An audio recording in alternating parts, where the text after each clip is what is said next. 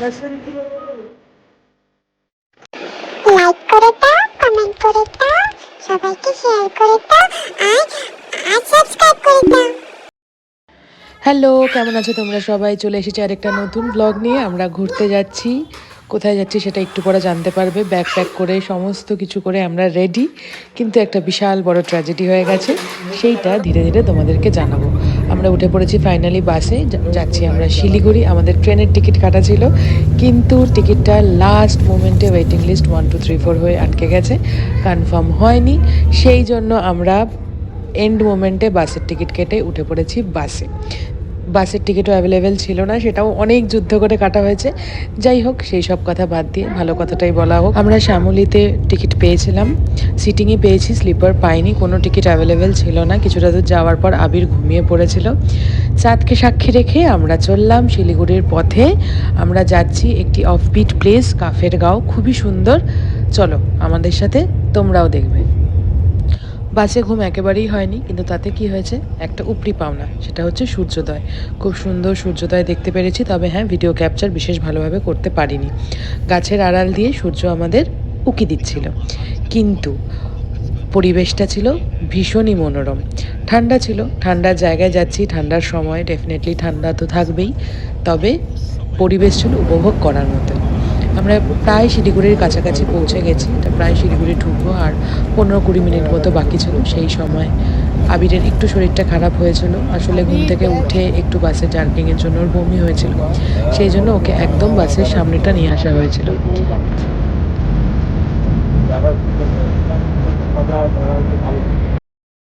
আমরা পৌঁছে গেছি শিলিগুড়ি। একটা দোকানে দাঁড়িয়ে একটু ফ্রেশ হয়ে ব্রেকফাস্ট করে আমরা এগিয়ে যাব কাপের গাড়ির দিকে। চলো, তোমরাও যাবে আমাদের সাথে।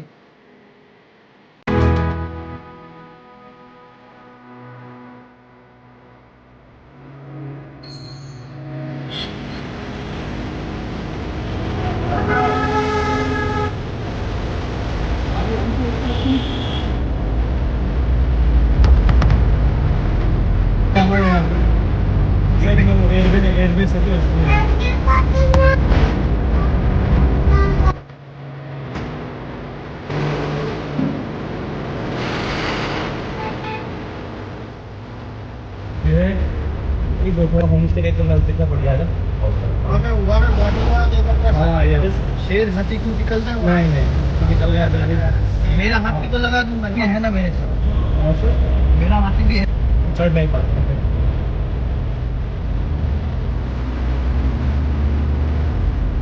এটা দিয়ে ফিরেছিলাম না।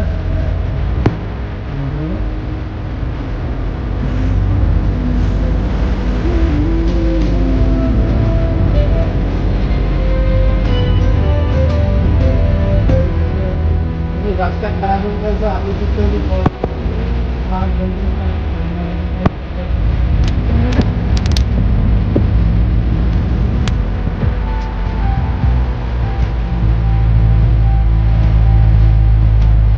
শিলিগুড়িতে নেমে গাড়ি আমাদের বুক করাই ছিল। সেই গাড়িতে উঠে অনেকটা রাস্তা পেরোবার পর প্রায় আমরা পৌঁছেই গেছি কাফে গাঁও। চলো তোমাদেরকে এবারে গল্পটা বলি। টিকিট কেটেছিলাম 4 মাস আগে, কিন্তু তখন টিকিটের ওয়েটিং লিস্ট ছিল 2 3 4 5, যেটা শেষ অব্দি ওয়েটিং লিস্ট 1 2 3 4 এসে থেমে গেছে, যেটা আমাদের কল্পনার বাইরে ছিল। এমন ঘটনা আমাদের সাথে অ্যাটলিস্টের আগে কখনো ঘটেনি। তোমাদের কারোর সাথে ঘটে থাকলে অবশ্যই কমেন্ট বক্সে জানিও, আমাদের এক্সপিরিয়েন্সও শেয়ার করুন। আমরা তৎকালের টিকিটেরও চেষ্টা করেছিলাম, সেটাও হয়নি। যখন আমরা দেখলাম আগের দিন অব্দিও ওয়েটিং লিস্ট 2 3 4 5-এই আটকে রয়েছে। চার্ট প্রিপেয়ার হওয়ার পর আমরা তখন দিশেহারার মতো কি করব বুঝতে না পেরে বাসের টিকিট খোঁজা শুরু করলাম। বাসের টিকিটের ছিল প্রচণ্ড হাই প্রাইস, সিটস তো অ্যাভেলেবেলই ছিল না, যেটুকু অ্যাভেলেবেল ছিল হাই ডিমান্ডের জন্য হাই প্রাইসও ছিল। যাই হোক, শেষমেশ শ্যামলী পরিবহনে আমরা স্লিপারে টিকিট পাই। যেহেতু সঙ্গে আবির ছিল, তা একটু ভয় পাচ্ছিলাম যে আবির কতটা কোঅপারেট করবে, তবে ঈশ্বরের কৃপায় আবির যথেষ্টই কোঅপারেট করেছে এবং আমরা খুব ভালোভাবেই পৌঁছে গেছিলাম শিলিগুড়ি। এবং তারপরে বাকিটুকু যেহেতু বুক ছিল, আমাদের হোমস্টে, গাড়ি সমস্ত কিছুই প্রি বুক ছিল, সেই জন্য সেই দিকে কোনো অসুবিধাই হয়নি। গাড়িও সময় মতো শিলিগুড়ি বাস স্টপে চলে এসেছিল। শিলিগুড়ি থেকে কাফের গাঁও পৌঁছাতে 3 ঘন্টায় ধরে রাখা ভালো, কারণ মাঝখানে একটু দাঁড়ানো, কিছু একটু খাওয়া। শিলিগুড়ি গেছো, মোমো না খেলে তো হবেই না। তো সেই সব কারণে 3 ঘন্টা ধরে রাখাই বেটার। এইবারে আমরা কাফেরগাঁওয়ের খুব কাছে একটি জায়গা থেকে কাঞ্চনজঙ্ঘা দেখতে পাওয়া যাচ্ছিল, যদিও ভিডিওতে সেভাবে ক্যাপচার করা যায়নি, তবে ঠিক কিছুটা দেখা গেছে। হ্যাঁ, কিছুটা অস্পষ্ট অনেকটা দূর থেকে। এইবারে আমরা পৌঁছে গেছি কাফেরগাঁও আমাদের হোমস্টেতে। হোমস্টের নাম ছিল ফরেস্ট কেবিন হোমস্টে, খুবই সুন্দর। আর আমরা বুক করেছিলাম একটা ডুপ্লেক্স, যার জন্য আমরা খুব এক্সাইটেড ছিলাম। এবং দ্যাট এক্সাইটমেন্ট ওয়ার্থ ইট। চলো তোমাদের সাথে তবে রুম ট্যুরটা শেয়ার করে নিই।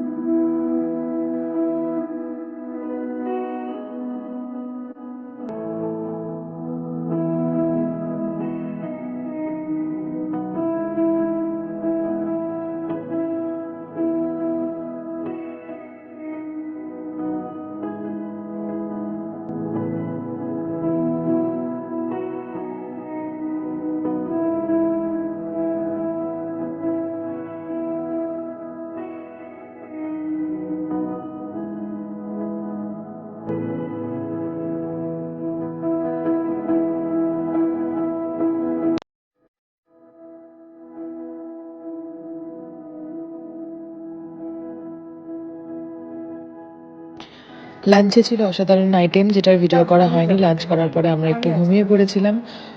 সবাই ঘুম থেকে উঠে এইবারে ছিল বারবিকিউ এর আয়োজন, যেটা হোমস্টে থেকেই করা হয়েছিল, অবশ্যই চার্জেবল।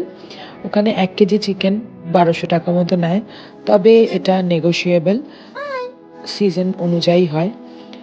তার সাথে ছিল একটু গান এবং নাচের ব্যবস্থা।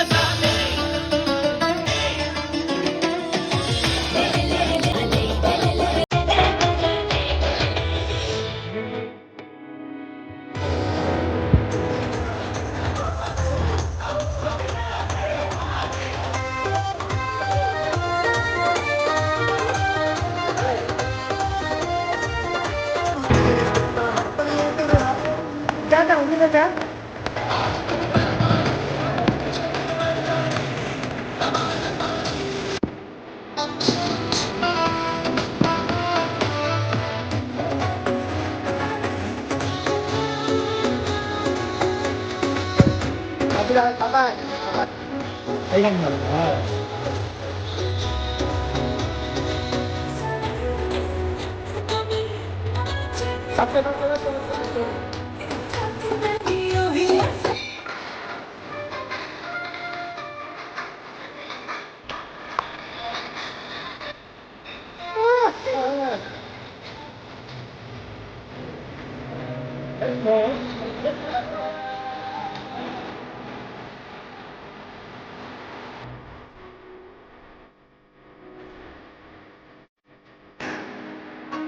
অনেকটা নাচানাচির পর ঘরে ফিরে ফ্যামিলি শুয়ে পড়েছিল। আমরাও তার পাশে কম্বলের তলায় ঢুকে পড়েছিলাম, কারণ টেম্পারেচার ছিল প্রায় 2 ডিগ্রি। কিন্তু এরপরে একটা ইন্টারেস্টিং পার্ট হলো আমাদের দম বাংলা না হিন্দি? হিন্দি, ওকে। হ্যাঁ, কটা কটা ওয়ার্ড? 4টে ওয়ার্ড, ওকে ওকে ওকে।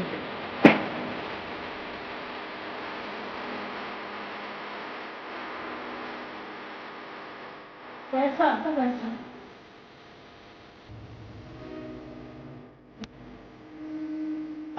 पैसा करते हैं।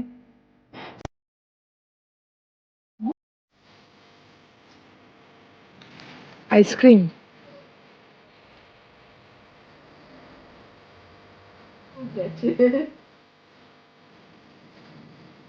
Apple apple apple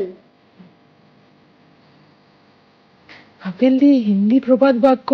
apple apple ए এ एप्पल। ए बसंती नाच के दिखा। बसंती